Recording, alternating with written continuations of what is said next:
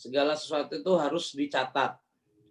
Pencatatan membantu kita mapping dalam otak soalnya. Jadi walaupun nanti besok lusa lupa, ketika dicatat itu akan lebih membantu daya ingat kita. Jadi walaupun sekarang udah zaman serba digital, pencatatan harus tetap dilakukan walaupun nyatatnya digital. Tapi hal yang baik tetap mencatat. Nanti Pak Saska akan mencontohkan. Saya nyalain dulu sebentar deh kamera videonya. Gasnya ya, cukup lah ya. Mangga di-pin aja Mas admin nanti video Pak Setterhand atau Mas Saska ini.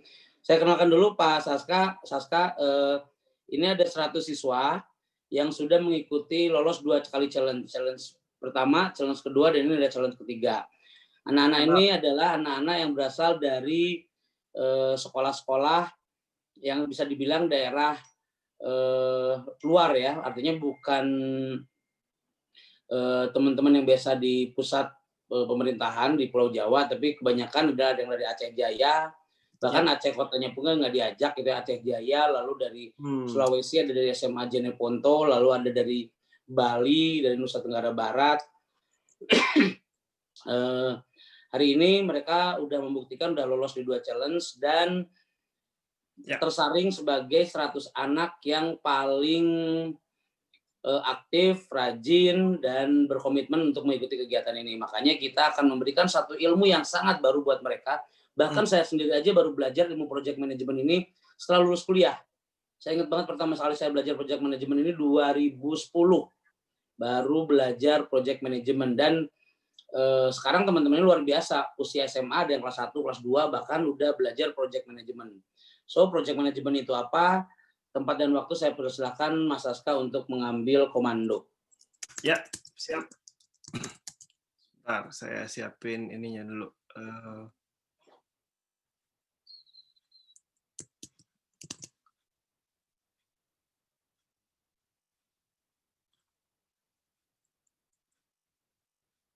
Oke, bentar. Oke. Ya, baik. Selamat siang semuanya. Assalamualaikum warahmatullahi wabarakatuh. Salam sejahtera buat kita semua. Salam kebajikan. Om Swastiastu, teman-teman semuanya. Salam kenal nih sama saya. Jadi tadi sudah diperkenalkan sedikit sama Kang Helmi ya. Nama saya. Nama lengkapnya Setterhand Akbar, tapi dipanggilnya Saska. Jadi nama Setterhand tuh agak aneh karena disangkanya orang mana gitu ya. Jadi ternyata sebenarnya bapak saya tuh dulu suka banget ada buku namanya buku Winnetou judul bukunya. Ada tokoh koboi gitu, nama koboinya Shatterhand gitu, apa pakai bahasa Inggris. Cuman sama bapak saya di Indonesiain jadi Setterhand gitu. Jadi agak aneh dan susah manggilnya orang-orang kalau di sekolah dulu dipanggilnya nih Setterhand, Stephen, udah macam-macam lah. Jadi ternyata sama nenek gitu sama keluarga supaya lebih gampang jadinya dipanggilnya pakai Saska aja karena Saska itu huruf singkatan Setterhand Akbar Suryadinata jadi Sas gitu ya. Jadi K-nya ditambah-tambahin aja biar enak dipanggil. Jadi saya dipanggilnya sekarang Saska dan mungkin saya sambil sharing screen sambil tes ya. Jadi saya berterima kasih dan merasa terhormat diundang sama Kang Helmi untuk sharing gitu ya di acara Juang Kreatif Academy ini sama teman-teman dari Mbak Rea juga, Kak Rea juga gitu dari Seruni. Ini sebentar. Ya, jadi saya teman main, by the way ini screen saya kelihatan full screen nggak ke semuanya? Kelihatan. Aman ya? Siap. Aman. Ya, jadi saya background-nya ini dulu kuliahnya di ITB, jurusan elektro, tapi pas kuliah kebanyakan main, justru malah jadi belajar hal-hal lain di luar dari teknik elektronya. Saya dulu ngambilnya teknik kendali gitu ya, terus tapi aktif di kegiatan, aktif di himpunan, aktif di kegiatan keluar kampus gitu. Tapi malah Jadi belajar biologi sedikit, belajar seni rupa sedikit, desain sedikit gitu ya. Belajar juga, saya ngambil kuliah selam dulu, pokoknya masa kuliah tuh masa yang seru karena ketemu banyak orang, belajar dari banyak orang, nggak cuma di dalam kelas doang, justru banyak belajar juga di luar kelas gitu. Dan pengalaman itu alhamdulillahnya membawa saya ke lulus kuliah. Saya bekerja secara profesional di dunia oil and gas, tapi kemudian saya juga sambil secara freelance itu di dunia oil and gas, saya mengembangkan usaha sendiri. Nama usahanya adalah Labtech Indie. Jadi Labtech Indie mungkin kalau secara singkat, prinsipnya sekarang kita adalah konsultan untuk pengembangan produk digital. Jadi kami membantu klien-klien kami untuk bikin aplikasi gitu ya, untuk bikin website, bikin web aplikasi gitu. Dan ini dunia digital ini ternyata sesuatu yang seru banget, sesuatu yang sangat istilahnya bisa dibilang the new oil and gas barangkali adalah ini gitu ya. Jadi banyak kesempatan, banyak peluang di dunia ini karena makin ke sini dunia ini makin terhubung dengan teknologi digital, internet gitu, dan ternyata banyak banget kebutuhan yang perlu dijalankan, proyek-proyek yang perlu dijalankan, dan di situ ternyata banyak kesempatan bagi talent-talent, bagi tenaga-tenaga kerja yang punya keahlian-keahlian spesifik. Nah, jadi mungkin teman-teman sekarang kan masih pada SMA ya, ini mungkin bisa jadi introduction gitu, bisa jadi perkenalan pertama untuk membayangkan nanti setelah kuliahnya mau kemana, lalu nanti jalur karirnya mau seperti apa, barangkali semoga bisa jadi inspirasi lah gitu. Nah, saya di Labtech Indie mengembangkan produk itu juga banyak belajarnya justru ketika kecemplung. Saya mulai bikin perusahaan ini tahun 2012, nggak ngerti juga bisnis itu apa banyak nggak ngertinya, jadi banyak salahnya gitu ya, banyak ngaconya, tapi ternyata jadi banyak belajar. Jadi kalau teman-teman mencoba menjadi seseorang yang mahir, membuat perusahaan atau bikin usaha gitu ya, memang prosesnya itu tidak instan, harus konsisten, harus diupayakan terus, tapi memang harus start dari sebuah titik, dan yang penting itu adalah kalau bahasa Inggrisnya itu ini ya istiqomah gitu ya. Jadi harus konsisten untuk terus fokus sama pekerjaan kita, dan itu di dunia kerja nanti sangat penting banget punya yang namanya integritas, punya yang namanya karakter gitu. Diri kita itu harus kita bina, dan kesempatan untuk punya karakter ini justru di usia-usia seperti teman-teman sekarang nih gitu. Nah, saya hari ini diminta sama Kang Helmi dan rekan-rekan untuk sharing tentang sebuah materi terkait rencana teman-teman nanti mau masuk ke challenge 3 ya. Jadi teman-teman saya berikan applause dulu nih. Selamat sudah menyelesaikan challenge 1, challenge 2-nya dan sampai ke titik sekarang yang mana saya dengar gitu dari teman-teman panitia, ini teman-teman semuanya termasuk yang terpilih gitu ya, yang berhasil melewati challenge-challenge sebelumnya, dan ini ada dari yang Jong Coding, Jong Design, dan Jong Content gitu. Nah, 3 elemen ini juga termasuk elemen yang paling sering muncul di di dunia dunia digital ya. Jadi konten-konten atau produk-produk digital itu biasanya paling tidak ada elemen desain, konten, dan coding. By the way, ini Teguh di screen-nya, di layarnya masih hitam ya? Sekarang gimana? Masih hitam nggak? Di tempat lain gimana? Mungkin di Kelihatan? sinyalnya aja Kak Saska, karena yang lain Oh normal. gitu ya. Tapi di teman-teman yang lain gambarnya kelihatan berarti ya? Kelihatan Kak, tapi macet-macet soalnya di sini hujan. Oh baik-baik. Nanti kalau misalnya ini kan direkam juga ya Kang Helmi ya? Jadi harapannya kalau misalnya nanti ada yang nggak kelewat, atau slide-nya juga nanti akan saya share. Jadi semoga tetap bisa ke baca gitu ya.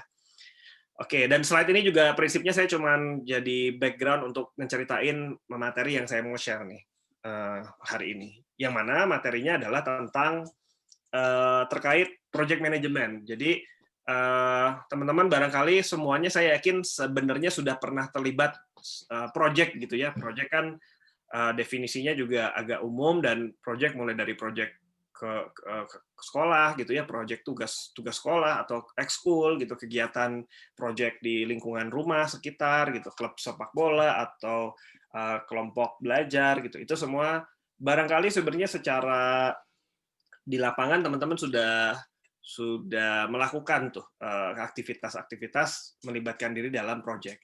Tapi saya mau cerita beberapa hal yang barangkali kurang lebih basic gitu ya teorinya, dan ini juga saya mau coba share hal-hal yang sifatnya pembelajaran dari pengalaman saya selama mengerjakan kerjaan-kerjaan profesional saya gitu. Nah, jadi yang pertama barangkali kita coba dulu telaah. Jadi sebenarnya project itu apa definisinya? Atau kalau di bahasa Indonesia proyek gitu ya, tulisannya project dan proyek. Ini hal yang sama, cuman masalah beda bahasanya aja gitu. Nah, di era sekarang teman-teman sangat mudah banget gitu ya untuk mencari pengetahuan. Ilmu tuh udah ada semua di internet gitu. Jadi kalau zaman dulu kenapa pendidikan itu mahal, karena ilmu ini adanya di tempat-tempat yang khusus, sekolah gitu ya, kampus, universitas, perguruan tinggi, laboratorium, dan seterusnya. Tapi zaman sekarang, semua orang sudah sangat mudah sebenarnya untuk mengakses materi pengetahuan, karena kita punya Wikipedia, kita punya Google gitu ya. Bahkan keahlian khusus zaman sekarang, nanti terutama teman-teman developer coding gitu ya, salah satu skill yang khusus yang teman-teman perlu punya adalah kemampuan untuk bertanya dengan tepat di Google. Jadi kalau ada problem, saya nyari googling pakai kata-kata apa ya, itu juga penting tuh untuk dimiliki. Nah, kita fokus dulu ke yang project-nya.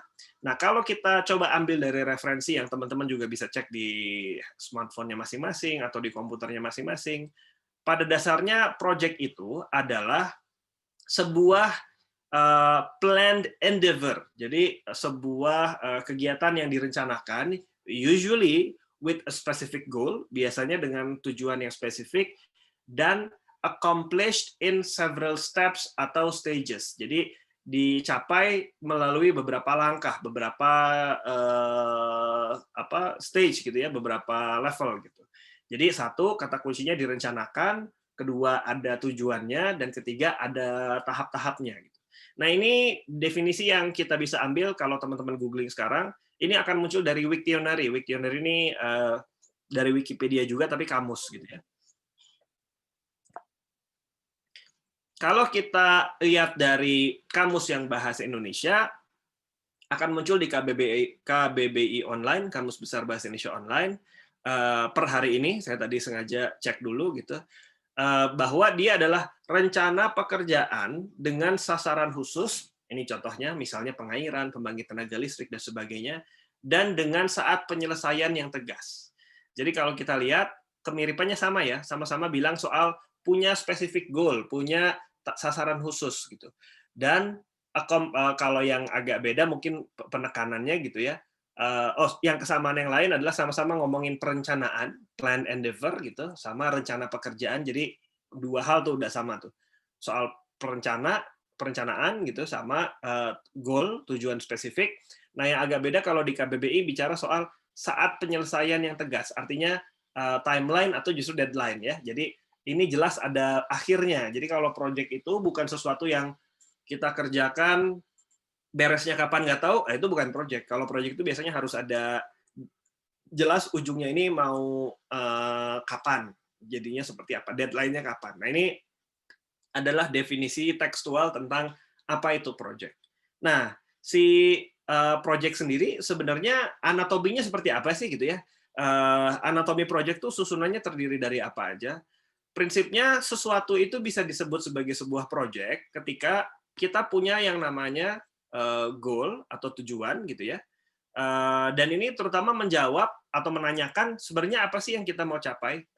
Jadi project itu harus jelas kita pengen menghasilkan apa, ujungnya apa, karena biasanya pro tipsnya gitu ya, teman-teman yang di dunia udah project management itu selalu ngebayangin ujungnya ini mau jadi kayak apa.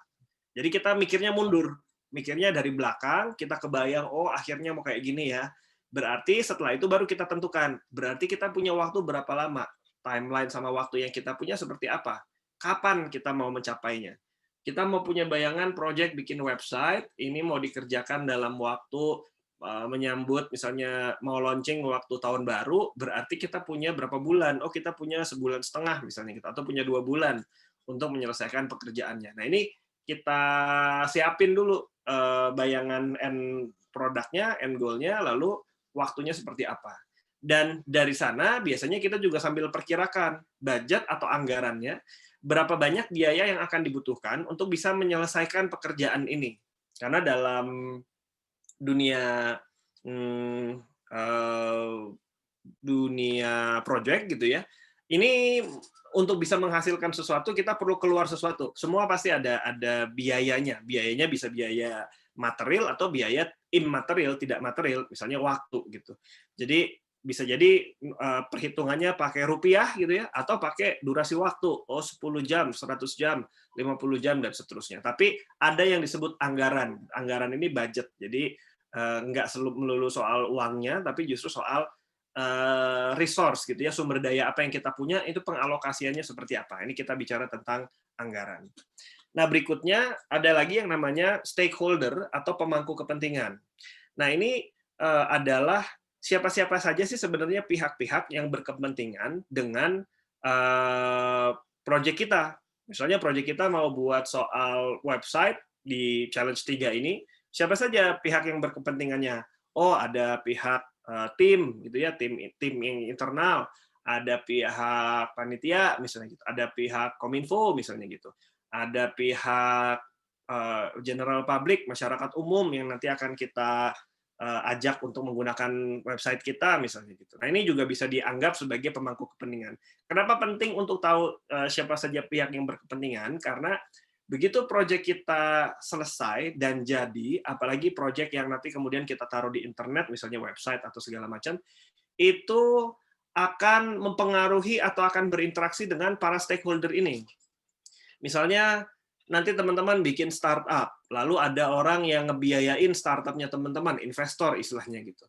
Maka investor ini punya kepentingan sama produk atau website yang Anda buat, atau aplikasi mobile yang Anda buat. Karena dia mau, saya mau produk ini banyak yang pakai, banyak yang download, banyak yang udah download, tapi jangan sampai besoknya dihapus lagi. Jadi pengen benar-benar dipakai secara mendalam. Gitu. Nah, ini kepentingan yang dimiliki sama pihak investor misalnya.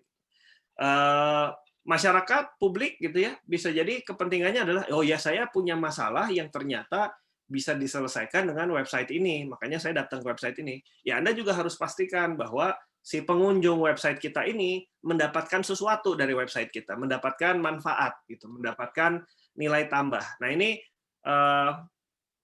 contoh yang terkait pemangku kepentingan gitu ya, dan ini bisa banyak banget, bisa satu produk, satu website itu bisa banyak banget, sehingga penting untuk kita tahu siapa saja pihak yang berkepentingannya, sehingga nanti kita bisa jelas mau membantu para pihak-pihak berkepentingannya seperti apa. Gitu.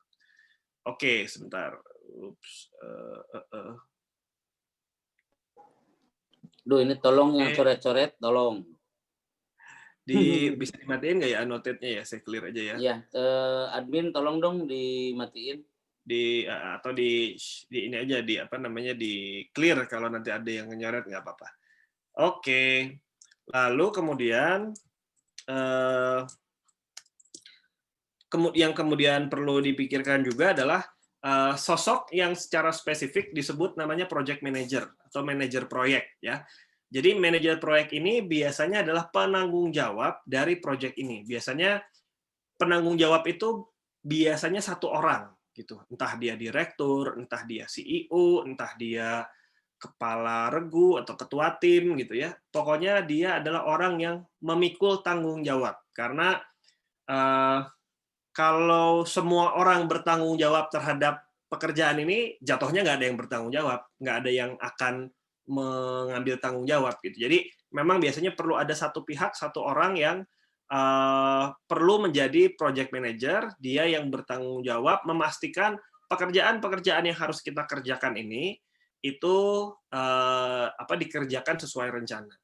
Jadi sesuatu kita bisa sebut proyek biasanya kalau ada 5 elemen ini ya. Kita satu tahu goalnya apa, tujuannya apa. Dua, ada timeline, waktunya jelas gitu ya. Tiga, ada budget anggaran, resource-nya seperti apa. Bisa jadi ini bukan soal uang tadi ya, bisa jadi waktu gitu. Misalnya kita timnya bertiga atau berlima, tiap hari kita bisa kerja 5 jam. Berarti sebenarnya resource kita itu kalau kita kerja setiap hari selama seminggu, 7 hari, 5 jam dikali 5 orang dikali 7. Berarti 25 kali 7. Berapa tuh? 25, 175 ya. Gitu. Jadi prinsipnya adalah bahwa si anggaran atau budget ini sesuatu yang limitasi, batasan sehingga kita bisa memperkirakan atau merencanakan dengan sesuai dengan yang kita punya gitu, keterbatasan yang kita punya. Jadi tadi ya goal, timeline, budget. Yang keempat stakeholder, kita perlu tahu siapa stakeholder yang berkepentingan karena nanti misalnya kita bikin produk ini mau memuaskan siapa? Memuaskan, jangan buat memuaskan diri kita aja ya, kita harus memberikan nilai ke entah investor, entah ke publik gitu. Jadi harus clear siapa pemangku kepentingannya. Dan terakhir adalah project manager. Nah, project manager ini istilahnya individu atau pihak yang akan menjadi penanggung jawab utama. Nah, ketika ada 5 elemen ini, maka kita bisa bilang bahwa project ini lengkap gitu ya, komponen-komponennya sudah lengkap. Nah, proses menjalani project ini juga ada ilmunya lagi, ada tekniknya lagi. Tapi yang jelas project ini kalau menurut saya adalah sebuah kesempatan buat teman-teman melibatkan diri dalam aktivitas produktif gitu ya, di mana dalam prosesnya saya yakin teman-teman akan banyak belajar, akan banyak berinteraksi dengan teman-teman yang lain, dan dalam proses itu jadi menjalin silaturahmi, networking gitu ya, terus belajar tadi justru kadang-kadang buat saya sendiri belajar tuh paling efektif justru bukan ketika di rumah disuruh baca buku, tapi ketika terlibat langsung ke project, karena saya langsung kebayang, oh yang kemarin saya baca di buku maksudnya kayak gini ya, ketika dikerjakan di dunia nyata tuh kayak apa gitu. Dan project ini buat saya sendiri juga, mungkin saya, Kang Helmi kali ya, sudah banyak melewati banyak project-project yang dalam prosesnya kita jadi diri kita yang sekarang itu karena kita menyerap banyak pembelajaran dari project-project yang sudah kita lewatin. Jadi ini sesuatu yang menurut saya mungkin basic, teman-teman bisa pelajarin tadi ya komponen-komponennya gitu. Dan ini saya sangat harapkan atau sangat menganjurkan, pokoknya setiap ada kesempatan project, teman-teman libatkan diri aja, mau project yang jangka pendek, jangka panjang, jangka menengah, pokoknya mumpung masih muda, karena katanya kan kalau istilah bahasa Inggrisnya we are what we eat katanya gitu ya, kita adalah apa yang kita makan. Oh, kalau kita makannya banyaknya yang berlemak-lemak, kita bawaannya jadi gitu juga. Tapi kalau kita banyak makanan sehat, kitanya juga jadi sehat. Tapi yang lebih penting lagi buat anak muda menurut saya adalah we are what we do in our spare time. Jadi kita adalah apa yang kita lakukan di saat kita waktu senggang. Jadi kalau waktu senggang kita banyak gunakan main game, ya mungkin kita jadi gamers gitu. Kalau banyak di waktu senggang kita gunakan buat baca, mungkin kita jadi ilmuwan gitu ya, atau orang yang berwawasan luas gitu. Nah, kalau teman-teman melibatkan diri di project, menurut saya teman-teman akan jadi orang yang produktif banget, yang sangat produktif di masa depan, karena pengetahuan itu ada yang namanya explicit knowledge, textual knowledge gitu ya, pengetahuan yang bisa dicari di internet, tapi ada lagi yang namanya tacit knowledge, TACIT. Tacit knowledge itu pengetahuan yang adanya tuh di kepala kita. Pemain bola misalnya gitu, Messi gitu, pemain bola Lionel Messi gitu, dia mahal itu karena badannya dia udah punya yang namanya muscle memory. Jadi dia udah tahu kalau wah bolanya datangnya dari sana, lengkungnya kayak begitu, saya harus ambil posisi di mana. Oh, dia udah kebayang. Dan itu tacit knowledge itu nggak bisa Messi nggak bisa tuh nulis di Wikipedia gimana caranya nyundul bola dari corner ketika yang nendang adalah siapa gitu, nggak bisa gitu. Jadi itu sifatnya udah tacit knowledge, dan tacit knowledge itu didapat karena badan kita bergerak, berlatih mengerjakan sesuatu, ikut project gitu, training, makin banyak bertempur di lapangan, makin banyak pertandingan di lapangan, kita jadi makin jago badan kita. Nah, ini adalah yang disebut asset knowledge. Jadi, teman-teman silahkan dengan pengetahuan ini libatkan dirinya sebanyak mungkin ke proyek-proyek yang muncul nanti di lapangan. Oke, sekarang kita sudah tahu tentang apa sih yang disebut proyek itu dan komponen apa saja yang mendefinisikan proyek itu utuh tuh kalau apa? Ada 5 tadi ya. Goal, timeline, budget, stakeholder, dan project manager. Kemudian secara proses untuk mengerjakan proyeknya, ada lagi yang disebut sebagai project management. Jadi, manajemen project management gitu. Balik lagi kita cek aja misalnya contoh dari Wikipedia. Project management itu apa sih gitu? Pada dasarnya project management adalah proses untuk menggiring pekerjaan dari sebuah tim untuk mencapai goal dan sukses kriteria yang sudah ditentuin. Jadi, untuk menyelesaikan project itu adalah effort kita yang disebut sebagai project management. Dan ini ada highlight soal leading the work of a team. Jadi hampir selalu sebuah project itu dikerjakannya biasanya tim, ya berbasis tim. Ada beberapa orang yang terlibat. Kenapa? Karena biasanya project itu punya kebutuhan terhadap skill-skill tertentu. Jadi ada orang-orang yang mungkin memang punya skill yang bisa desain, bisa ngoding, bisa bikin konten gitu ya. Tapi mungkin masing-masing bagian itu dia nggak terlalu jago gitu. Makanya supaya bisa, saya cari yang jago desain, jago coding, jago konten gitu. Nah itu kita kumpulkan, kita ajak bareng untuk mengerjakan project.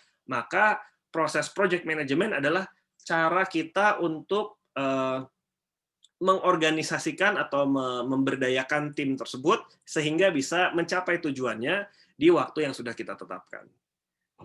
Kalau versi KBBI, sekali lagi kita cek, sama ngomonginnya, penggunaan sumber daya secara efektif untuk mencapai sasaran. Jadi, it's all about seni sebenarnya. Makanya ada yang bilang project management itu seni, karena nggak ada rumus bakunya. Setiap situasi pasti ada kesulitan, ada tantangan yang tersendiri, gitu ya.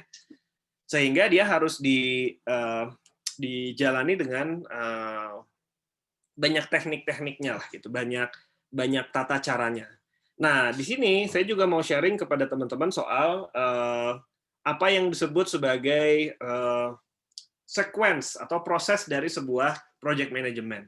Kalau kita mau pakai basic, simple banget, sebuah proses gitu ya, pasti semuanya ada beginning, permulaan gitu ya, ada middle di tengah-tengah prosesnya, dan terakhir ada end. Nah ini kalau dianalogikan kita simple makan apel kan kebayang ya, di awal apelnya masih utuh, kita makan mulai sedikit-sedikit sampai akhirnya end-nya adalah ketika apelnya sudah habis. Nah ini kita bayangkan bahwa prosesnya ini sequence yang runut seperti ini. Nah kita bicara soal bagian yang paling pertama.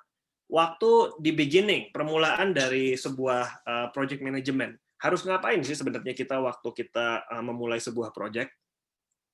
Jadi ada 2 fase sebenarnya yang kita bisa gabungkan ke dalam fase yang disebut beginning. Pertama adalah inisiasi dan perencanaan. Jadi inisiasi ini maksudnya adalah untuk memulai gitu ya, memulai sebuah obrolan untuk bikin project gitu. Dan perencanaan ini bikin planning, bikin perencanaan. Oh, nanti kita akan siapa bagi-bagi tugasnya dan segala macam. Nah, yang paling pertama biasanya yang perlu dilakukan adalah kita perlu bertemu dengan para pemangku kepentingan. Jadi pemangku kepentingan ini bisa investor, tadi balik lagi ya, investor, panitia, mentor gitu, atau masyarakat yang akan pakai produknya gitu, atau pihak lain. Pokoknya kita yang mendefinisikan sendiri siapa saja sebenarnya stakeholder-nya, pemangku kepentingannya siapa aja. Nah, begitu ketemu, yang kita perlu capture adalah kita perlu dengerin, perlu nanya, perlu diskusi. Jadi sebenarnya apa yang mau kita capai? Kita project ini mau mencapai apa, mau menghasilkan apa, dan deliverable-nya apa? Deliverable tuh bentuk akhir yang kita kasih itu apa bendanya gitu. Nah, ini adalah konsep goal setting. Jadi kita mencari goalnya, tujuannya apa, dan apa yang mau nanti di akhir kita deliver, kita kasih ke si stakeholder-nya gitu ya. Kemudian teman-teman perlu tentukan komposisi tim dan pembagian tugasnya. Misalnya kalau sekarang kan challenge 3 ini kalau nggak salah dibagi dalam satu kelompok ada 5 orang ya. Nah itu silakan dibagi-bagi. Oh, kita butuh mau ada 2 output nih, ada goal-nya adalah bikin website yang misalnya buat directory misalnya gitu. Oh, berarti deliverable-nya apa? Oh, yang satu ada 2 tim, ada 2 aktivitas nih. Yang satu bikin desain website-nya sama taruh di internet. Satu lagi bikin kampanye sosial media untuk menggiring orang-orang untuk masuk ke website kita. Nah, itu dibagi-bagi tugas. Oh, yaudah, si A ngerjain desainnya ya, si B ngerjain codingnya ya, si C ngerjain kontennya ya, gitu. Yang D ngerjain konten tapi buat sosial media misalnya gitu. Jadi ini pembagian tugas itu dilakukan di fase-fase awal. Jadi jangan kita jalanin project tapi nggak jelas siapa ngerjain apa. Nah, itu bahaya kalau kayak gitu, karena nanti di tengah-tengah akan ada komunikasi yang nggak nyambung, akan ada kok sih itu nggak kerja sih, jadi nggak jelas gitu. Jadi kita harus bahasnya di depan. Kalau udah ada pembagian tugasnya, kita bikin jadwal, kita tentuin. Oke teman-teman, kita rencananya mau menyerahkan deliverable-nya hari Minggu depan. Berarti hari Senin kita ada meeting ya, hari Selasa nanti desainnya tolong dipresentasiin ke tim gitu. Hari Rabu website-nya udah harus live gitu. Hari Selasa hari Kamis kampanye media sosialnya udah harus muncul gitu, misalnya seperti itu. Nah, ini bikin jadwal dan timeline. Kemudian teman-teman juga perlu menyepakati mekanisme komunikasinya seperti apa. Mekanisme komunikasi itu bukan cuman oh ya nanti kita pakai WhatsApp, oh ya kita pakai telepon, tapi juga harus nyepakatin seberapa sering komunikasinya. Misalnya mau pakai Google Drive gitu ya buat naro-naro barang-barang, artefak-artefak, desain-desain gitu, atau mau pakai email gitu. Terus email itu bolehnya boleh nggak dikirim di atas jam kerja misalnya kalau ada yang punya masalah gitu. Jadi ini sesuatu yang perlu disepakatin. Misalnya oh kita tiap hari daripada kita meetingnya tiap direncanain 3 hari ke depan, udahlah sekarang kita karena timnya juga masih kecil, tiap hari aja kita jam 7 malam kita Google Meet, call, atau pakai Zoom gitu ya, untuk ngebahas update progresnya. Nah, ini termasuk hal-hal yang disepakatin terkait mekanisme komunikasinya. Nah, yang terakhir, tentukan jadwal untuk kick-off meeting. Nah, kick-off meeting ini prinsipnya sebenarnya adalah setelah kita punya planning, kick-off meeting ini kesempatan untuk semua orang, baik stakeholder, tim, project manager, sama-sama dengan ini kita project-nya kita mulai. Gitu. Jadi setelah ini kita ke depannya udah masuk ke fase eksekusi gitu ya. Jadi kita nggak lagi cuma sekedar perencanaan, tapi kita udah masuk waktunya eksekusi. Jadi nggak ada lagi yang orang-orang yang masih nunggu instruksi atau bingung gitu. Pokoknya semuanya udah harus siap kerja. Gitu. Nah biasanya proses planning initiation ini enaknya dilakukan bersama-sama di awal gitu ya. Kalau ketemu tatap muka, kita enak banget bisa pakai sticky notes, bisa pakai papan tulis buat bikin timeline, buat diskusi. Tapi kalau versi online seperti sekarang gitu ya, dengan keterbatasan yang kita punya, menurut saya juga masih bisa dilakukan dengan cara misalnya menggunakan tools-tools online gitu. Ada macam-macam, ada Trello, ada Miro.com, ada Trello.com, atau sesimpel pakai call aja dan catat di kertas masing-masing, itu juga bisa. Yang jelas di fase-fase awal inisiasi dan perencanaan ini teman-teman perlu melakukan aktivitas-aktivitas ini. Stakeholder, ketemu stakeholder, tentuin ujungnya apa, end goal-nya apa, tentuin timnya bagi-bagi tugasnya gimana, bikin jadwal, sama bikin perencanaan cara ngobrolnya kita nanti akan seperti apa. Gitu. Terakhir baru kita lakukan kick-off meeting. Nah ini adalah hal-hal yang perlu dilakukan di awal teman-teman menjalankan project. Nah ini kalau nggak salah untuk challenge 3 ini berarti tiap kelompok ini akan disediakan slot waktu untuk melakukan fase ini ya Kang Helmi, bener ya? Bersama mentor ya, kalau nggak salah. Benar-benar. Itu teh hari ini apa besok Kang Helmi? Hari ini itu mungkin mentor kenalan dulu karena belum pernah kumpul. Bukan mentor, PM ya, project PM, sorry. PM-nya. Mungkin besok akan sudah mulai kegiatannya hari Minggu. Tapi kalau ada yang mau nyuri start, boleh-boleh aja sih. Betul. Jadi mungkin mulai hari ini, nah ini termasuk nih inisiasi. Jadi dimulai dengan bertemu para pemangku kepentingannya, si project manajernya, si dari juang codingnya gitu ya, tim anggota timnya. Nah ini dimulai dari proses hari ini. Teman-teman setelah ini akan melakukan kurang lebih poin-poin yang ada di layar sekarang ini. Nah Kalau hari ini nanti misalnya teman-teman sudah bikin perencanaan, inisiasi gitu ya, sudah ngebayangin bentuk akhirnya apa, dan waktu yang teman-teman butuhkan untuk melakukan ini, itu bisa sebentar, bisa lama gitu. Bisa kita punya, oh kita masih punya waktu kok, ya udah kita dicicil aja ya ngobrolnya ya, hari ini setengah jam, besok setengah jam, lusa setengah jam, boleh juga. Tapi kalau ternyata waktunya pendek, ya teman-teman silahkan gunakan waktunya untuk mencoba menjawab hal-hal yang ada di sini, goal deliverable, pembagian tugas, jadwal timeline, itu dalam waktu yang relatif singkat gitu ya. Jadi karena ini proyeknya kurang lebih waktunya nggak terlalu lama, cuma beberapa hari, jadi kelihatannya hari ini dan mungkin paling telat besok, teman-teman harus sudah punya kesepakatan nih perencanaan proyeknya teman-teman akan seperti apa. Gitu. Oke, nah by the way kalau ada yang mau nanya sambil jalan silahkan aja ya, saya biar bisa sharingnya jadinya bisa sambil ngobrol gitu sambil cerita. Nah, setelah kita punya perencanaan di depan, yang biasanya kita perlu amati adalah proses in the middle-nya, di tengah-tengahnya. Ngapain sih proses di tengah-tengahnya? Sebenarnya ini hal yang paling kelihatannya simpel, tapi biasanya paling banyak isunya di sini. Jadi sebenarnya bagian middle ini adalah bagian eksekusi, penyelesaian pekerjaannya, plus pemantauan. Jadi pemantauan ini untuk saling monitor gitu ya, satu sama lain, pekerjaannya sudah sampai mana, progresnya seperti apa gitu. Dan komponennya ya prinsipnya hanya melaksanakan pekerjaan sesuai dengan pembagian tugasnya dan koordinasi secara berkala. Jadi aktivitas utamanya sebenarnya adalah kerja gitu. Jadi begitu udah dibikin planningnya di depan, eksekusi kerja, tapi yang teman-teman perlu ingat, poin nomor 2 ini jadi poin yang sangat penting, koordinasi secara berkala. Karena prinsipnya gini, project itu akan sangat bahaya kalau misalnya project manajernya cuma kumpul di hari ini gitu ya. Oke, teman-teman semua sudah bagi kerjaan, yuk sampai ketemu Sabtu depan pas presentasi. Siapa yang tahu di tengah jalan ada yang nggak kerja atau ada yang bingung dan butuh bantuan tapi nggak ada yang nolongin, jadinya kerjaannya nggak selesai. Nah, itu kan jadinya nggak kejawab ya, nggak bisa membantu menyelesaikan pekerjaannya. Makanya biasanya prosesnya itu, pemantauan itu, monitoring itu, atau koordinasi ini dibutuhkan supaya kita siklusnya bisa ada feedback loop gitu.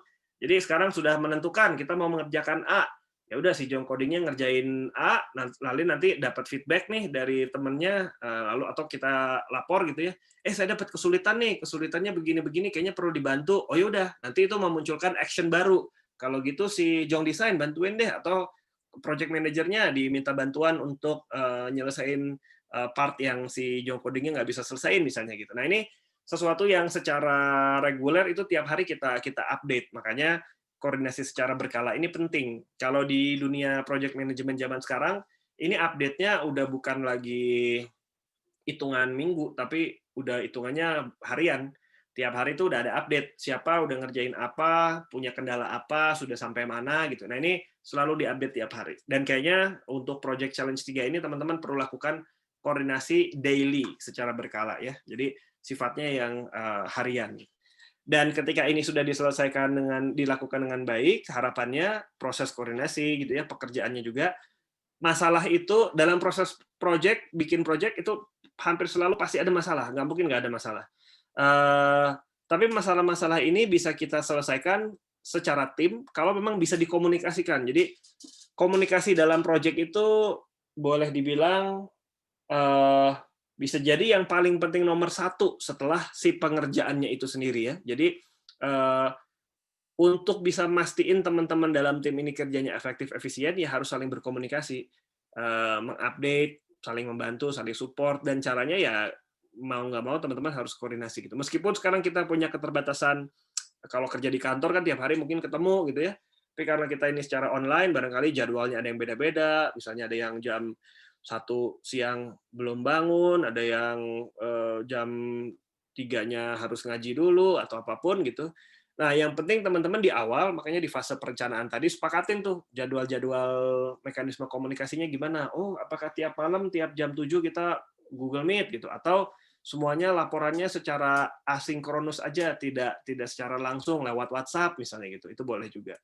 Jadi pas eksekusi ini biasanya ini udah gimana perencanaan kita di depan. Kayak main bola lah gitu. Pelatih itu sibuk waktu bikin strategi, waktu training gitu ya, waktu latihan gitu. Itu di depan beginning. Begitu udah eksekusi main bolanya, kadang-kadang udah nggak bisa dikontrol juga, udah jalan aja, udah harus ngalir aja gitu. Nah, ini yang elemen paling penting dalam di bagian eksekusinya ini adalah koordinasi sebenarnya. Oke, seperti ini kurang lebih ilustrasinya. Nah, terakhir adalah bagian akhir, bagian ujungnya. Nah, bagian ujungnya ini apa yang kita mau lakukan? Sebenarnya sesimpel melakukan demo dan presentasi. Jadi kita mendemokan hasil pekerjaan kita, melaporkan hasil pekerjaan kita ke stakeholder ya. Jadi kalau di awal kita undang stakeholdernya ada 5, biasanya di penutupan kita demonya, presentasinya tuh ya ke 5 itu, supaya jelas semuanya juga dapat update gitu. Nah, poin yang tidak kalah penting, bahkan kalau menurut saya poin yang paling penting, karena disinilah letak pembelajaran itu terjadi, adalah bagian yang evaluasi. Jadi evaluasi ini adalah setelah tadi kita demo, presentasi kan itu menceritakan tentang hasil pekerjaannya. Nah, kalau evaluasi ini biasanya tidak hanya bahas pekerjaannya, tapi cara bekerjanya. Jadi kita mengevaluasi, oh saya kemarin kurang bisa nih komunikasi sama teman-teman kalau hanya lewat WhatsApp. Kayaknya kedepannya kalau ada project lagi, saya pengennya kita koordinasinya ketemu muka misalnya gitu. Nah, itu sesuatu yang bisa di highlight atau diambil hikmahnya biasanya di akhir. Setelah projectnya selesai, kita jadi bisa evaluasi. Oh, kalau proses pengerjaan kayak kemarin dengan orang seperti ini hasilnya nggak maksimal nih. Kayaknya supaya hasilnya maksimal, berikutnya kita orangnya perlu lebih banyak, atau kita waktunya perlu lebih lama, dan seterusnya. Nah, ini adalah proses evaluasi. Dan biasanya waktu demo itu, presentasi itu tergantung ya, ini sih ilustrasi kalau kita lagi pitching produk gitu ya. Pitching produk biasanya selain ada slide-nya, itu prinsipnya si slide-nya itu ngejelasin gimana cara kerjanya produk kita gitu. Nah, kalau teman-teman kan nanti produknya udah ditaruh di internet, di website gitu ya. Nah, mungkin yang teman-teman nanti laporkan di presentasinya bukan cuman websitenya barangkali, tapi misalnya Google Analytics-nya, oh ini yang mengunjungi websitenya udah ada 1.000 orang misalnya gitu. Nah, itu kan bisa memberikan laporan tentang, oh berarti konten activation campaign-nya berhasil nih, misalnya seperti itu. Jadi, apa yang kita laporkan di akhir tuh bisa macam-macam, variatif, tergantung kita ngedefine yang di depan tadi tuh, goal sama deliverable-nya apa, tujuan dan deliverable-nya apa, metriknya apa yang nanti kita mau ukur di akhir. Nah, prinsipnya sebuah project itu, kalau saya boleh summary, ini dia terdiri dari beginning, middle, dan end, dan di masing-masing fase ini boleh dibilang punya kerumitannya tersendiri. Yang paling penting untuk dilakukan duluan adalah masalah planning di depan. Ini harus ketemu dengan para stakeholder, tentukan ujungnya mau ngapain, goal dan deliverable-nya, tentukan bagi-bagi timnya seperti apa, dan bikin jadwal timeline, serta sepakati cara komunikasinya mau seperti apa. Gitu. Kemudian, yang berikutnya juga, di tengah-tengah, ini udah masalah eksekusi, teman-teman tinggal berkomunikasi, koordinasi, menyelesaikan tugas-tugasnya yang sudah disepakati bersama, dan di akhir adalah demo. Nah, sepanjang proses ini, dari mulai beginning sampai akhir, beginning, middle, sampai end, ini akan ada banyak dinamikanya, makanya pastikan di tiap masing-masing fasenya itu sudah dilakukan dengan baik gitu ya. Ada perencanaannya tuh pastiin semua hal yang mau ditanyain, yang nggak jelas, itu diperjelas di depan. Jangan sampai project jalan, tapi masih belum jelas sebenarnya kita mau ngerjain apa, ujungnya mau kayak gimana, itu bakal bikin repot gitu. Nah, kalau udah bagian planningnya udah bagus, eksekusinya juga harus konsisten, harus koordinasi gitu. Dan ini tugasnya project manager biasanya untuk bisa make sure setiap orang berkomunikasi dengan baik. Dan terakhir waktu demokan produk kita sesuai dengan goal yang tadi kita mau tentukan di awal, yang sudah kita mau capai. Lalu jangan lupa melakukan evaluasi. Nah, ini saya rasa adalah basic dari sebuah proses project management. Dan sebelum saya mau kasih contoh sebuah produk manajemen yang mungkin bisa digunakan sama teman-teman, saya mau melempar ini dulu kali ya, melempar bahasan buat didiskusikan dulu nih. Silahkan kalau ada yang mau nanya atau mau sharing atau udah mulai Kak untuk yang besok saya sebaiknya gimana, mau agak teknis soal rencana besok boleh juga tuh. Silakan. Ya, yang mau nanya boleh di chat aja, jangan open mic rame, di chat aja Kak Saska. Jadi nanti Boleh di chat ya. kita kumpulin pertanyaan. Jadi Boleh. Kak Saska bisa lanjut dulu presentasinya, Oke. bisa lanjut mengenai apa tools-tools yang dipakai dan lain sebagainya. Ya. Untuk pertanyaan nanti kita di akhir aja. Boleh. Ntar kalau gitu, ini gimana cara ininya ya?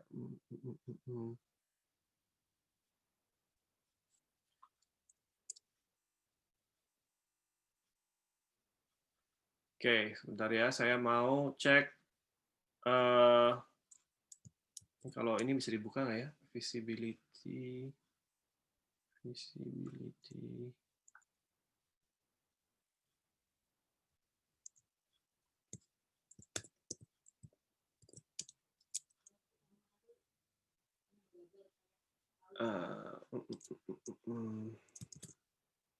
Bentar. Visibility. Oh, ini dia. Oke. Coba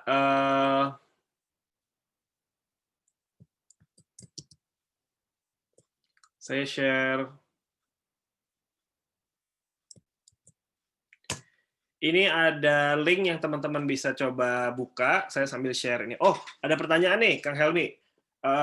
Stakeholder-nya itu nanti siapa aja dan project manajernya itu siapa dari setiap masing-masing tim kah? Nah, ini mungkin karena ada kaitannya sama rencana yang sudah disiapkan Kang Helmi. Nanti mohon dilengkapi ya, Kang Helmi. Tapi kalau saya boleh menjawab, jadi stakeholder-nya untuk project ini, untuk challenge 3 ini, nanti teman-teman akan satu, anggota timnya ini terdiri dari masing-masing tim ada 5 orang gitu ya. Ada perwakilan dari Jong Coding seorang, lalu Jong Design 2 orang, dan konten 2 orang.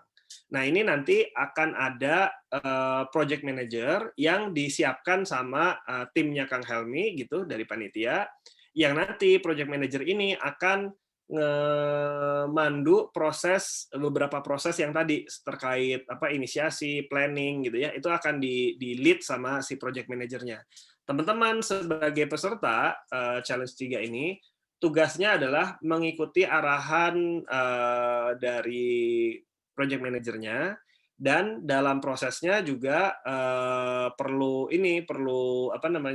menyelesaikan tas-tas pekerjaan-pekerjaan yang nanti barangkali akan disepakati di dalam tim. Oh, kita mau buat apa, siapa mengerjakan apa, pembagian tugasnya bagaimana, itu nanti akan disepakati di dalam tim.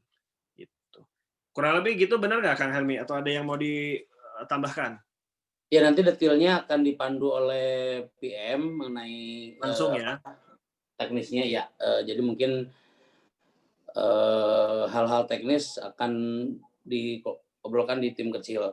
Nanti ada pertanyaan kalau soal stakeholder tadi, sebenarnya lebih ke ini sih. Bentar saya lihat dulu.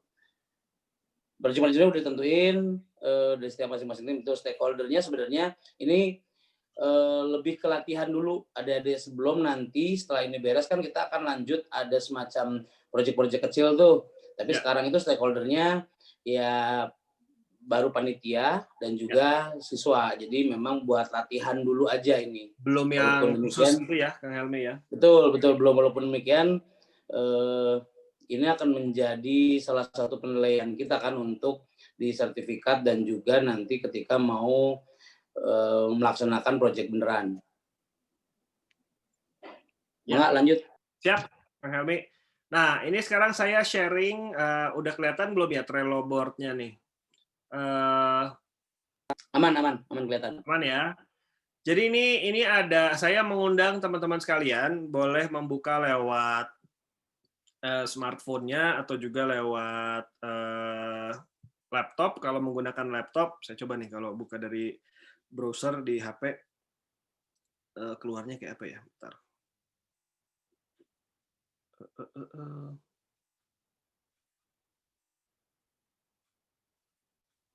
Kalau teman-teman bisa buka, silahkan ikut join aja, buka ke sini, karena ini saya mau mengenalkan sebuah tools yang namanya Trello, trello.com. Jadi kalau trello.com ini ya teman-teman memang harus sign in dulu gitu ya. Tapi kalau bisa setelah sign in bisa pakai akun Google-nya atau pakai email yang lain boleh juga. Nanti ini cara penggunaannya barangkali bisa disepakati atau didiskusikan bersama dengan project manajernya dan timnya gitu ya. Prinsipnya gini, ini itu adalah tampilan ini seperti kita punya ini sticky notes ya. Sticky notes yang coba ya, ada tampilan visualnya nggak? Jadi sticky notes yang bisa kita pindah-pindah, ada to do, doing, done. Biasanya satu sticky notes ini mewakili satu item, satu kerjaan gitu ya, satu topik, satu hal gitu. Nah, ini nanti kita akan gunakan, ada lagi yang tools yang namanya Kanban. Kanban itu, Kanban itu sebenarnya kalau nanti teman-teman bikin yang baru, board yang baru, ini akan muncul pilihannya tuh to do, doing, done kayak gambar yang ini nih.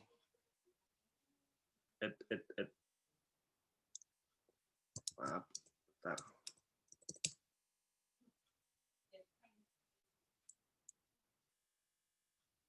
Kayak gambar yang ini ya, ada to do, doing, done. Jadi to do ini item-item yang harus kita kerjakan apa aja, doing yang lagi dilakukan apa aja, yang udah beres apa aja gitu. Atau ini nih, planned, in progress, done. Gitu. Nah ini kayak seperti itu. Jadi kalau kita nanti teman-teman mulai gitu menggunakan Trello, nanti apa namanya? Nanti teman-teman bisa bikin board baru misalnya gitu ya. Kita bikin board, nanti begitu bikin aja judulnya misalnya Project Challenge 3. Ini kita bikin. Nah, ini nanti bakal langsung ada ininya, ada listnya. Listnya mau apa? Misalnya ini to do gitu. Doing, done. Nanti ini kita kalau udah jadi list ini kita tinggal bikin sticky notes-nya tanda kutip di masing-masing list-nya gitu ya. Misalnya meeting dengan Kang Helmi misalnya. Ini bisa kita taruh sebagai task, misalnya browsing template website. Nah ini bisa kita bikin judul dan ini kita bisa klik. Kalau kita klik nanti kita bisa bikin deskripsi lebih detail. Misalnya meeting ini dimaksudkan untuk menanyakan konfirmasi siapa yang akan kita demokan di akhir. Nah, ini bisa kita taruh. Bahkan kita bisa komen-komenan. Nanti kalau teman-teman udah ada tim bisa mention-mentionan orang di sini. Ini bisa nambah. Silakan buat teman-teman yang mau ini udah di open ya, Kak ya. Jadi yang kenalan harusnya udah nih. Bisa nggak? Kalau udah ada yang join belum? Cobain join biar kita punya. Nah, ini coba sambil boleh tulis nama nih di sini. Bisa nggak ya? Belum bisa add card. Oh, bentar. Belum bisa add card, add list.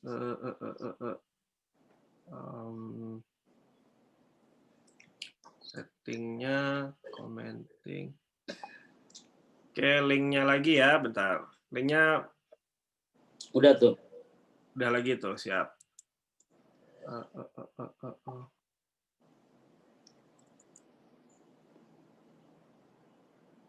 Udah sih harusnya Kang Helmi. Ini Trello user. Setting membernya publik. Bentar ya. Udah lama nggak pakai Trello juga tuh.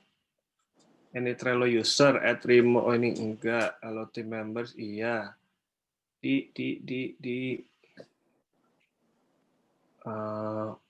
Udah mestinya ya. Publik atau harus di invite member? Kayaknya udah public nih. Oh, tapi only board member. Sorry. Iya. Kayaknya memang harus di invite jadi member dulu ya supaya bisa ngedit ya. Nah, tapi ini udah bisa pada komen nih kayaknya. Ah, tuh. Siap.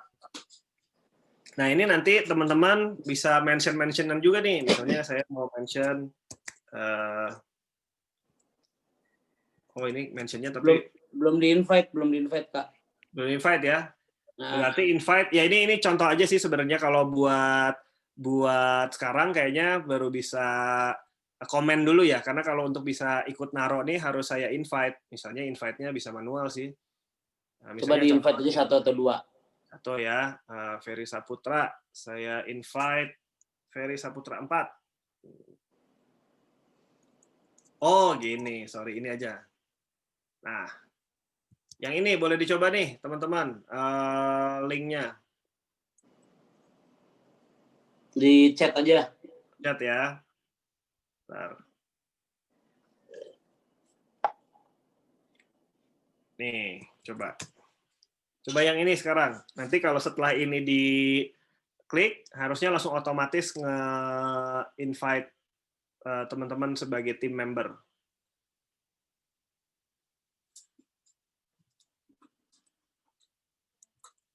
Udah mulai banyak nih. Coba deh nulis sendiri. Bima Mauludin sudah ada gitu. Gitu tadi. Oke, siap. Teman-teman boleh ya langsung ditambahin juga tuh namanya masing-masing di ininya. Di apa? Di card. Ini disebutnya card nih. Nah, sambil ngisi ya, saya mau kasih tahu aja si card ini di dalamnya kita bisa komen-komenan gitu ya. Saya tadi misalnya Sherina udah masuk, saya bisa komen nih di sini gitu. Kayak nge-mention di Facebook aja atau Twitter gitu. Nah, setelah saya ini nanti akan ada notifikasi di Trello-nya teman-teman gitu. Plus di sini bahkan teman-teman kalau mau ngulik ya bisa ada labelnya, bisa bikin checklist gitu. Checklist untuk aktivitas ketemu sama Kang Helmi tadi misalnya gitu. Checklistnya adalah langkah-langkahnya. Ya udah ini bikin satu. Step pertama, step kedua. Nah, ini nanti bisa kita jadiin item-item di checklist. Jadi kita tahu oh ini udah berapa persen gitu. Ini bisa digunakan juga. Nah, yang menarik card ini tuh bisa kita pindah-pindahin. Nah, misalnya sekarang setelah teman-teman naruh namanya di sini, coba namanya dipindahin sesuai dengan teman-teman adanya di Jong apa. Misalnya saya sebagai mentor lah ya, saya nulisnya sebagai mentor. Nah, saya taruhnya di sini. Oh, Saska ini sebagai mentor. Saya jadi tahu nih Fernanda Arya ini sebagai Jong konten gitu. Nah, coba deh dipindah-pindahin. Ini siapa nih orang utan masuk nih? Nah, ini ketahuan nggak nih siapa yang nulis orang utan nih? Nah, gitu. Sip. Oke. Nah, ini tools sangat dasar terkait Trello untuk manajemen project itu. Jadi teman-teman nanti silahkan sama timnya, sama project manajernya bisa disepakatin aja. Ini sebagai alternatif ya, Kang Helmi ya, buka atau ini sudah difikskan akan pakai ini semua, Kang Helmi? Untuk awal kita pakein aja semua biar pakai ini ya. mudah. Oke, supaya ada standarnya juga dan teman-teman jadi ada pembelajaran untuk coba manajemen project pakai ini. Nah, kalau nanti kita misalnya bikin di halaman yang lain nih. Misalnya gini. Ini kalau lihat screen saya sekarang, teman-teman, mungkin boleh lihat zoom-nya dulu sebentar. Ini ketika nanti teman-teman sudah menyepakati waktu ada inisiasi gitu ya, project inisiasi pertama, misalnya bahas tadi ada beberapa aktivitas nih yang harus dilakukan, meeting sama Kang Helmi, browsing template website, terus menyusun copywriting halaman utama, misalnya gitu. Pokoknya kita bikin banyak gitu ya. Nah, ini begitu tiap hari kita mulai ngerjain sesuatu, kita sebagai yang kedapatan tugasnya, itu kita pindahin ke bagian yang doing. Jadi ini kalau walaupun saya nggak ngomong, saya nggak nge-WhatsApp, tapi teman-teman yang lain bakal tahu, oh sekarang ini berarti statusnya lagi doing nih, si siapa lagi ngerjain ini. Gitu. Kalau udah selesai, nanti kita pindahin ke done. Nah, tugas kita di secara project, gimana caranya ini semuanya di-doingin, terus didanin. Jadi secepat mungkin bisa semuanya beres ke done. Gitu. Meskipun nanti di lapangan teman-teman akan belajar, kadang-kadang kalau kita ngerjain beberapa task sekaligus, bawaannya malah jadi pusing sendiri karena nggak bisa fokus. Jadi jangan-jangan kita memang perlu perlu fokus dulu nih, yang ini browsing dulu, kalau udah done baru kita masukin yang baru ke sini. Tapi ini udah jadi ranahnya project manager untuk ngatur manajemen projectnya, udah seni lah di sini gitu. Jadi jangan lupa di tiap card-nya ini ya tadi, ini kalau misalnya ada yang mau kita pindah-pindahin, supaya kita dapat notifikasi, ini teman-teman bisa add member. Masukin aja siapa nih yang ngerjain project ini gitu. Misalnya saya mau di bagian ini, saya minta Andrian yang ngerjain. Nah, nanti ada nih membernya AS gitu, Andrian. Nah, nanti begitu ada update, ada yang komen, ada yang mindahin, ini Andrian bakal dapat notifikasi tentang card ini di sini, di kanan atas ini ada gambar bell gini. Gitu. Gitu kurang lebih, ini mah basic aja cerita, teman-teman feel free silahkan buat ngoprek sendiri di laptopnya, di smartphone-nya masing-masing, sama di timnya masing-masing juga. Nah ini buat perkenalan aja. Nah dari saya, Kang Helmi, kelihatannya basic-basic yang mau disampaikan tentang project management sudah disampaikan, dan kelihatannya ini juga teman-teman sudah fasih, sudah mulai mencoba ya nge-explore penggunaan Trello. Paling kalau dari saya, kalau memang belum ada pertanyaan lagi, saya akan cukupkan materinya sampai sini. Dan buat teman-teman yang perlu korespondensi, mau nanya, atau mau diskusi, atau mau ada obrolan yang lain, silahkan teman-teman boleh reach out ke saya lewat email ini, saska@labtechindi.com. Insya Allah saya akan coba baca semua email yang masuk, yang ke sini, dan kalau memang ada yang bisa saya bantu, saya akan coba reach out balik, reply emailnya gitu. Sosial media kebetulan lagi off dulu karena Social Dilemma, itu film yang lain lagi tuh. Ya itu aja. Siap. Siap. Kang Helmi. Nun, makasih Kang Saska. Silakan kalau ada yang mau bertanya, kita masih ada waktu nih di sela-sela kesibukan Kang Saska. Silakan kalau ada yang mau ditanyakan mengenai project management. Sebenarnya mungkin Kang Sasa bisa cerita sedikit kali ya. Sebenarnya banyak banget ya metode project management. Ya, betul. Kalau kita sedikit poles daripada metode ini, kita nanti bakal dalam metode yang saat ini, yang tadi ketika kita pakai Trello itu lebih ke ya nggak dua-duanya sih. Ada agile, ada waterfall, maksud saya. Jadi bedanya agile dan waterfall itu berbagai macam metode dan juga disesuaikan dengan tipe projectnya. Jadi kalau kita contoh aja, kalau kita bangun rumah kayaknya nggak bisa agile, tapi harus waterfall. Kenapa? Karena kalau kita agile kan bisa ngecat rumah dulu, kan nggak bisa. Jadi sebelum ngecat kan temboknya harus jadi, harus sudah disiapkan dulu, baru betul. Jadi baru bisa ke tahap itu. Kalau agile itu bisa yang mana aja dulu kasarnya ya. Dan masih banyak lagi metode project management disesuaikan dengan tipe projectnya. Jadi kalau di digital banyak diantaranya pakai agile, walaupun tidak semuanya harus agile. Ada juga yang harus waterfall. Nah itu hanya contoh lagi. Belum lagi toolsnya. Tadi ada Trello, ada Kanban. Bahkan kalau udah belajar nanti ke depannya kita mengenal Scrum, Mas ya Kang Saska ya. Betul. Kita akan Scrum itu apa, ada itu metode aja, toolsnya tetap bisa pakai Trello. Kalau mau metode Scrum itu seperti apa dan lain sebagainya, mungkin nanti di dunia kerja teman-teman akan lebih mengenal. Tapi setidaknya ini adalah menjadi basic teman-teman ketika mau mulai ngerjain project yang bekerja dalam sebuah tim. Ya teman-teman silakan, ini mumpung ada Mas Saska, ini beliau super sibuk dan kita beruntung bisa mengundang doi hadir dan memberikan materi project management. Silakan, nggak usah malu, kita semua belajar kok.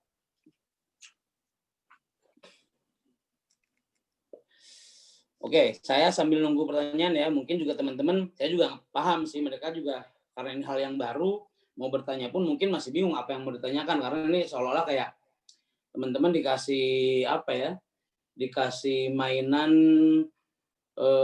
drone misalnya, teman-teman belum pernah main drone sebelumnya, apa yang mau ditanyakan gitu, bahkan nyoba pun belum, mungkin seperti itu kurang lebihnya. Tapi secara gambaran teman-teman udah lihat bahwa dalam sebuah project, pengerjaan sebuah project yang dilakukan secara tim, ada beberapa fase tadi kan seperti yang udah dijelaskan oleh Saska, dari mulai bagaimana memulai, lalu bagaimana pandangan terhadap final hasil proyeknya seperti apa, kesepakatan apa yang perlu dibuat, dan juga goals akhirnya seperti apa. Nah, silakan mau nanya apapun boleh. Ini mumpung ada. Saya juga agak susah nih ketemu sama Saska. Jadi teman-teman nih, mangga. Silakan. Saya sambil share PDF-nya di ini ya, chat ya, Kang Helmi bisa ya? Boleh, boleh.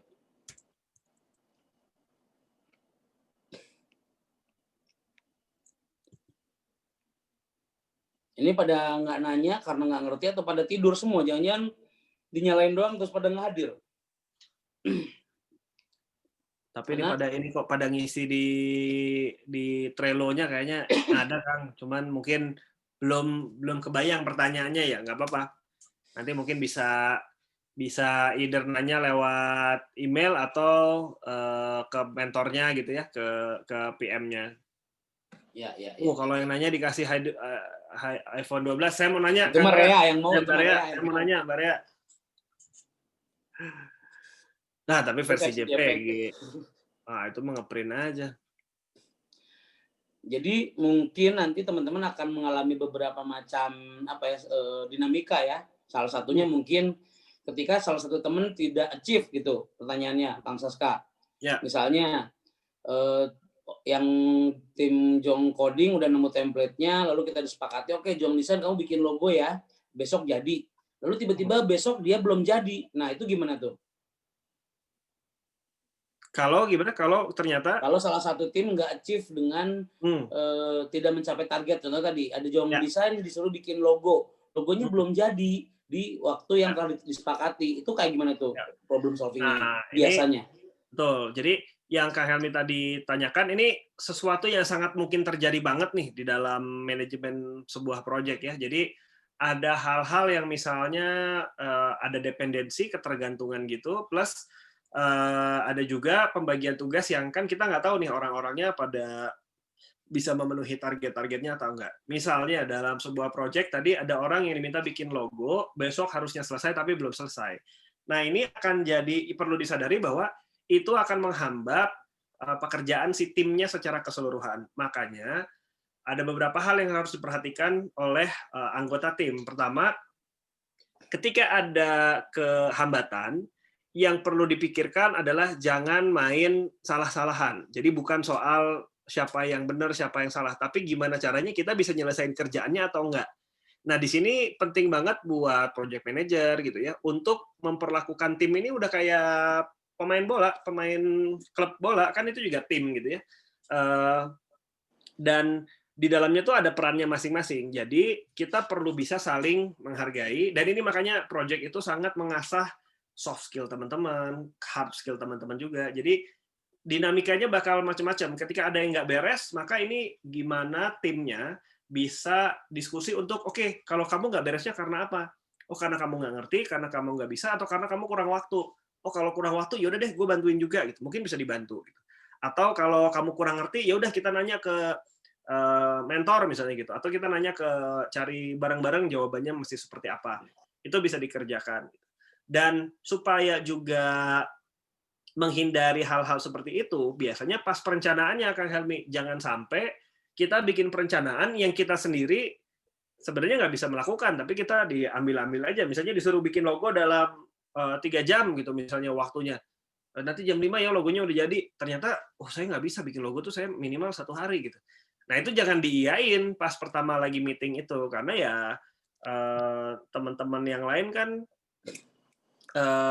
ketika kita mengiyakan di fase perencanaan, artinya itu kayak semacam janji gitu ya, kayak semacam kita memberikan harapan bahwa oh ya udah yang ini bakal aman nih dititipin ke si A gitu. Tapi kalau ternyata kita nggak bisa, jangan kita bilang bisa gitu. Jadi itu juga penting tuh buat ada komunikasi yang clear di depan. Satu sisi pas planning harus jelas, kita kerjakan yang memang kita pede mengerjakan. Satu sisi waktu eksekusi kalau ada kegagalan, jangan fokus sama kesalahannya, tapi fokus sama gimana memperbaikinya. Mantap. Jadi memang komunikasi ketika di awal itu sudah clear ya, ketika sanggup ya benar-benar mau komitmen dengan apa yang disanggupi. Jangan ninggalin project di tengah-tengah project sehingga yang lain kena kena getahnya gitu ya kasarnya ya. Jangan kayak orang yang ninggalin pas lagi sayang-sayangnya, mungkin kayak gitu ya.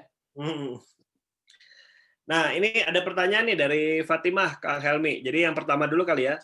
Kalau contoh dari sebuah project itu prinsipnya dengan definisi yang tadi saya mention, project itu berarti, bentar saya sambil share screen lagi. Project itu berarti elemennya ya, kita sebut project ketika dia ada goal-nya apa, waktunya, anggaran ini again bisa uang atau bisa waktu gitu, stakeholder sama project manager. Kalau 5 elemen ini ada, sebenarnya bisa disebut project. Bisa jadi tugas sekolah itu bisa dianggap sebagai project, karena tugas sekolahnya goal-nya adalah menyelesaikan tugas bikin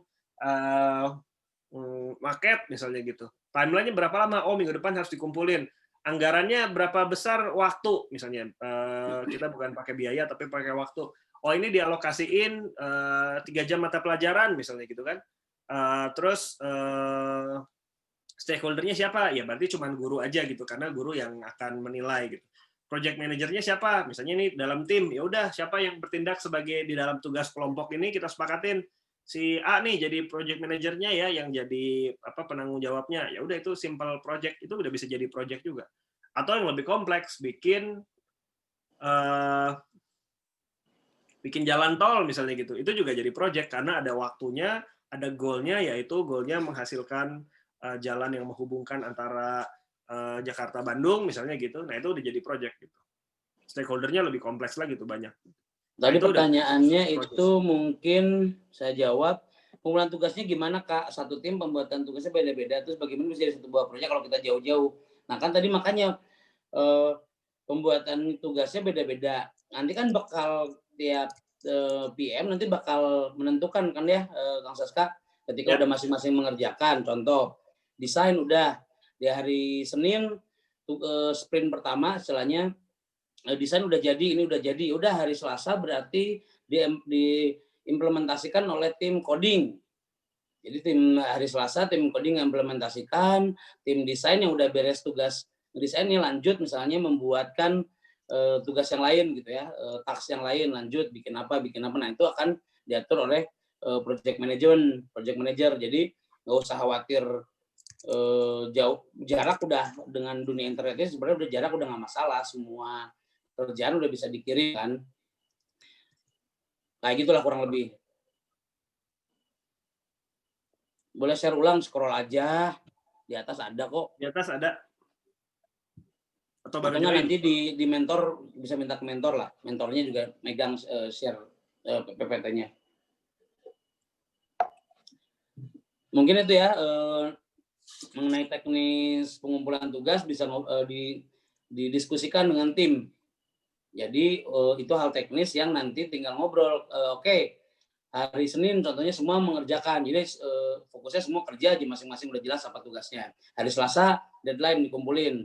Hari Rabunya misalnya mengimplementasikan semua pekerjaan. Kalau websitenya udah jadi, logonya dimasukin, kontennya dimasukin. Contoh, jadi nanti tim yang project manajernya yang bakal nge-manage bagaimana mekanisme ngumpulin tugas, ngumpulin kerjaan, sehingga bisa dikompil jadi satu tugas utuh. Silakan kalau ada yang mau ditanyakan lagi, atau yang masih belum cukup jelas mengenai apapun, kayak tadi kan bagaimana kalau ada yang nggak achieve, apa yang perlu dilakukan, terus misalnya dalam dinamika dalam sebuah tim itu biasanya nggak semuanya mampu berkomunikasi dengan baik. Biasanya ada juga yang diem-diem aja, disuruh iya aja, tapi nggak achieve Lalu ketika di project management biasanya juga terkait dengan waktu kerja misalnya ya. Saya biasa kerja malam karena siangnya saya harus menjaga perdamaian dunia misalnya, Kang Saska.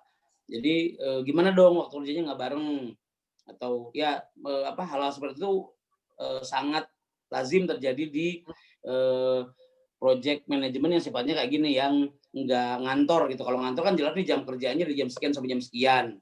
Tapi kalau online mungkin akan ada dinamika tadi jam lifetime cycle kesibukannya beda-beda kan. Ya. Ini ada beberapa pertanyaan, ada tambahan pertanyaan nih. Cara menghindari miskomunikasi. Saya coba jawab ya, Kang Helmi. Jadi teman-teman, komunikasi itu kita setiap hari melakukan, tapi kadang-kadang kita lupa komunikasi itu juga ada level-levelnya, grade-nya gitu ya. Komunikasi yang paling kaya itu adalah ketemu tatap muka dan ketemu langsung dan komunikasi langsung. Kenapa? Karena di situ komunikasi itu bukan cuma sekedar kata-katanya, obrolannya, tapi intonasinya, gestur mukanya, body language-nya, itu juga bagian dari komunikasi. Bahkan berdasarkan teori komunikasi, 80% dari komunikasi kita itu dilakukan secara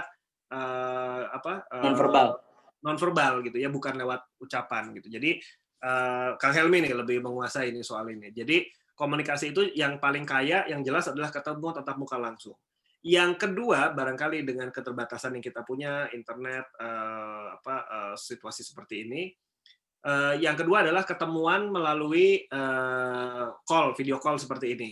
Tapi kalau dilihat, ini juga karena dengan video call, Anda bisa lihat saya lagi ngomongnya kayak apa, gesturnya seperti apa, body language-nya bagaimana. Tapi ketika komunikasinya seperti misalnya saya ngomong tapi ada videonya, teman-teman nggak ada videonya, ini cuma setengah jalan nih. Karena saya jadi nggak tahu teman-teman, tadi kan Kak Helmi, ini pada tidur atau nyalain pada lagi sambil ngapain gitu ya. Jadi kita nggak tahu teman-teman nangkep nggak nih omongan saya gitu.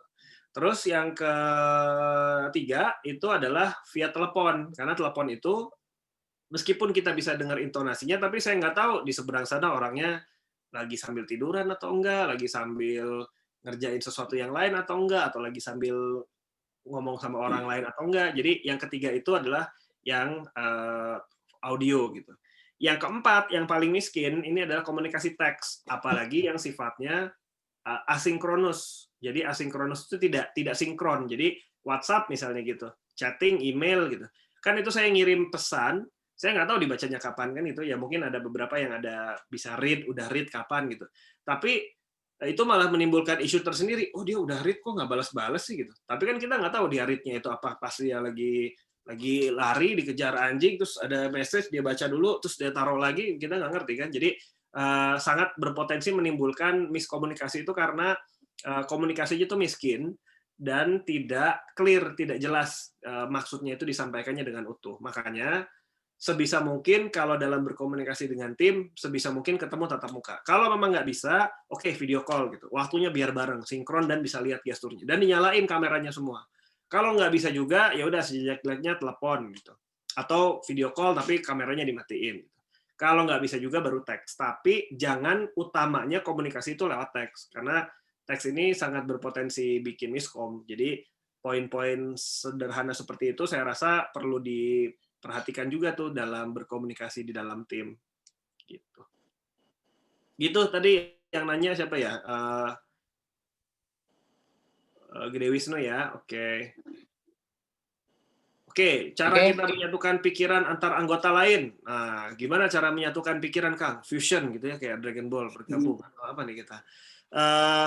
Intinya gini, tim itu sebagaimana semakin saya dikasih tahu dulu zaman berkegiatan di kampus. Anda tuh belum jadi tim member, belum jadi teman kalau belum kerja bareng, ketawa bareng, makan bareng, nangis bareng, tidur bareng maksudnya sampai nginep, begadang sampai ngerjain apa gitu ya. Jadi supaya tiap orang tuh unik, beda-beda, cara berpikirnya beda-beda, cara pandangnya beda-beda, tapi semakin sering Anda berkomunikasi dengan orang lain, Anda akan semakin mengenal orang itu. Dan ngerjain kerjaan di project ini adalah kesempatan yang sangat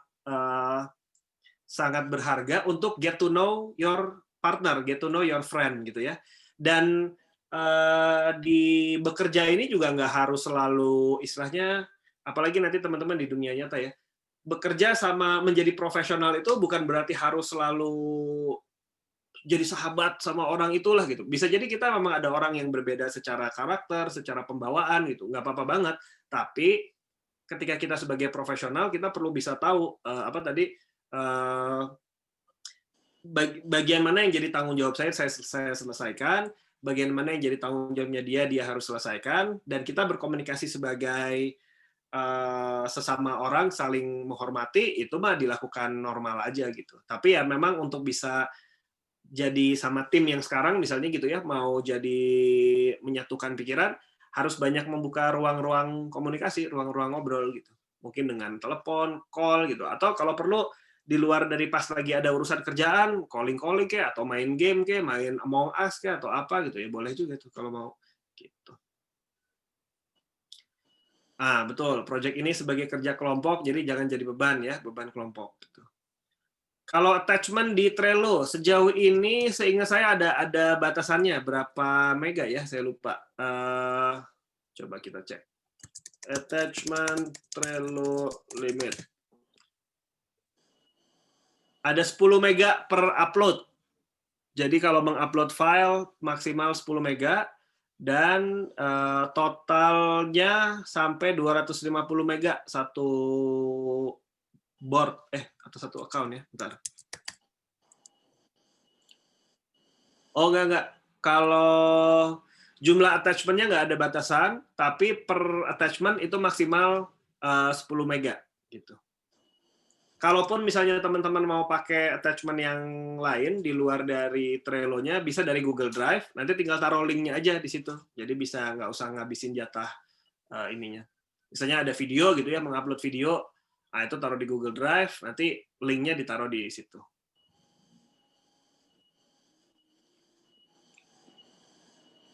Sip, apalagi kira-kira yang jadi pertanyaan?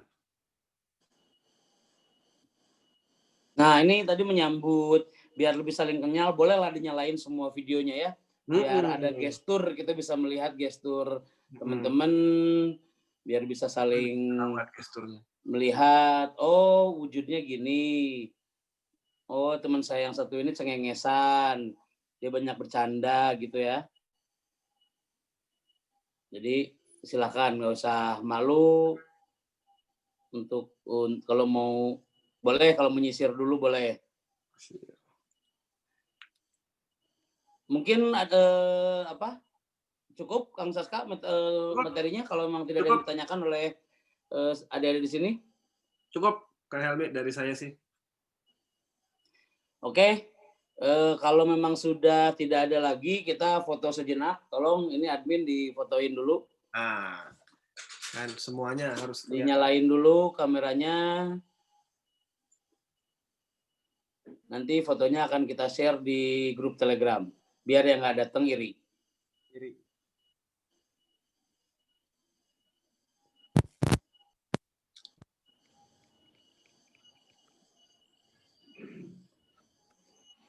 Ya. Udah difoto, mana yang hitung ini? Admin.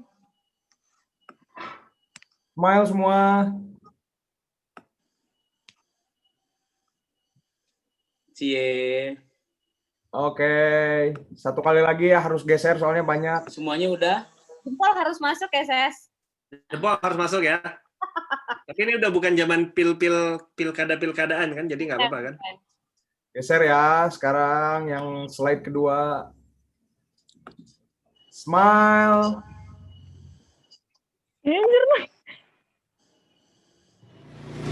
Mantap. Ini yang nggak nyalain kamera berarti AFK. Ada 4 slide. Wait. Itu ada yang nggak bisa katanya Kang Helmi gede. Oh, nggak ada kamera. Lagi pakai industri. Jadi nanti kirim pas foto aja ke alamatnya Kang Helmi di Gadung nomor berapa bukan? Di situ ya. Alamatnya kirim email aja, email saya gmail@kanghelmi.com. Sombong. Kalau nggak bisa ngirim pas foto, boleh ngirim 100.000 ke rekening. Oh enggak ya, nggak boleh. Oh, di sini malah dikasih pulsa. Kasih pulsa ya, kirim pulsa. Oh, ini. Siap. Udah? Sudah, baik. Terima kasih banyak Kang Saska, hatur nuhun buat waktunya. Sama-sama, semuanya semoga sukses bisa ya. menginspirasi adik-adik semua. Semoga saya sih cita-citanya ketika adik-adik walaupun lulusan SMA atau SMK nih, SMK gue mention nih. Lulusan SMK, ketika ditanya punya pengalaman project management, pernah kenal, oh saya dari SMA udah pakai Trello, saya udah kenal Kanban, saya udah itu menurut saya akan jadi nilai yang luar biasa banget. ketika adik-adik udah membuktikan bahwa bisa gitu ya. So terima kasih sekali lagi Kang Saska. Jadi adik-adik silakan abis ini bisa kan di grup mentor udah bikin tuh mentor udah bikin grupnya. Bukan mentor. PM-nya udah bikin grup. Mulailah didiskusikan, mulailah dipikirin mau bikin apa. Jadi mulai colong-colong start obrolan-obrolannya. Weekend ini apalagi nih malam minggu buat yang jomblo-jomblo kasihan nggak ada kerjaan, boleh mulai ngerjain project. Kalian nggak usah sedih, nggak usah nangis. Kalian bisa kelihatan sibuk chattingan pada ngerjain project, ya kan? Saatnya jomblo bisa bangga. Gua malam minggu ada kerjaan ya. Semangat malam mingguannya. Jomblo bukanlah akhir dari penderitaan, masih ada penderitaan lain. Jadi terima kasih sekali lagi Kang Saska, hatur nuhun pisan. Sama-sama, makasih semuanya. Semoga lancar. Selamat siang dan Waalaikumsalam warahmatullahi wabarakatuh. Dadah dulu.